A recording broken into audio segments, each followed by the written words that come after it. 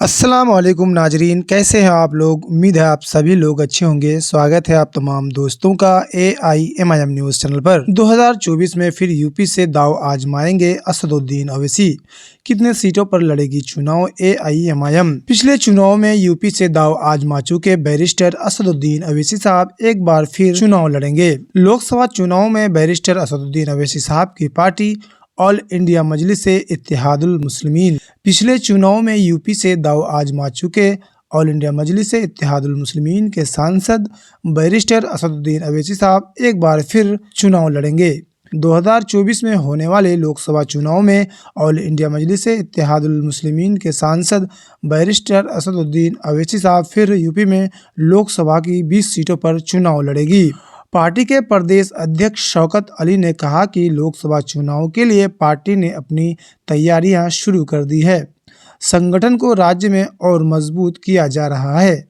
हर जिले में इकाई गठित करके जिला कार्यालय खोले जा रहे हैं। ऑल इंडिया मजलिस-ए-इत्तेहादुल मुस्लिमीन के प्रदेश अध्यक्ष शौकत अली ने कहा कि उनकी पार्टी उत्तर प्रदेश के लोकसभा चुनाव में जिन 20 सीटों पर जो उम्मीदवार खड़े करेगी उनमें सिर्फ मुसलमान नहीं बल्कि दलित, पिछड़े व स्वर्ण भी होंगे।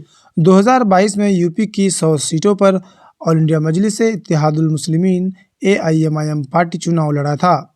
पिछले साल हुए विधानसभा चुनाव में असदुद्दीन अवैसी साहब की पार्टी AIMIM ने यूपी में 100 सीटों पर दाव आजमाया था। इन सीटों पर जो जीतने के लिए ऑल इंडिया मजलिस-ए-इत्तेहादुल मुस्लिमीन AIMIM ने यूपी में काफ़ी जोर लगाया था, लेकिन नतीजे आने के बाद असदुद्दीन अवैसी साहब की पार्टी को निराशा ही हाथ लगी थी। 2017 विधानसभा चुनाव की तरह 2022 के चुनाव में भी असदुद्दीन अवैसी साहब की पार्टी का खाता नहीं खुल पाया था। 100 सीटों पर चुनाव लड़ी पार्टी के लगभग सभी उम्मीदवारों की जमानत जब्त हो गई थी। ऑल इंडिया मजलिस-ए-इत्तेहादुल मुस्लिमीन के सांसद बैरिस्टर असदुद्दीन अवैसी साहब की पार्टी को महज 0.45% वोट हासिल हुए हैं, जो कि नोटा से भी कम रहा था। ऑल इंडिया मजलिस-ए-इत्तेहादुल मुस्लिमीन के सांसद बैरिस्टर असदुद्दीन अवैसी साहब ने अपने प्रत्याशियों को जितवाने के लिए यूपी में कड़ी मेहनत की थी। दर्जनों रैलियां करके उन्होंने सपा और बसपा और बीजेपी को निशाने पर लिया था। चुनाव प्रचार करके मेरठ से दिल्ली लौटते समय बैरिस्टर असदुद्दीन अवैसी साहब के काफिले पर हमला भी हो गया था। ऑल इंडिया मजलिस-ए-इत्तेहादुल मुस्लिमीन के सांसद बैरिस्टर असदुद्दीन अवैसी साहब ने सपा, बसपा और कांग्रेस जैसी पार्टियों पर मुसलमानों का वोट लेकर उन्हें पिछड़ा रखने का आरोप लगाते हुए अल्पसंख्यकों से AIMIM को मौका देने की बात कही थी। असदुद्दीन अवैसी साहब की पार्टी ने बाबू सिंह कुशवाहा की पार्टी के साथ गठबंधन किया था, जिसे भागीदारी संकल्प मोर्चा नाम दिया गया था।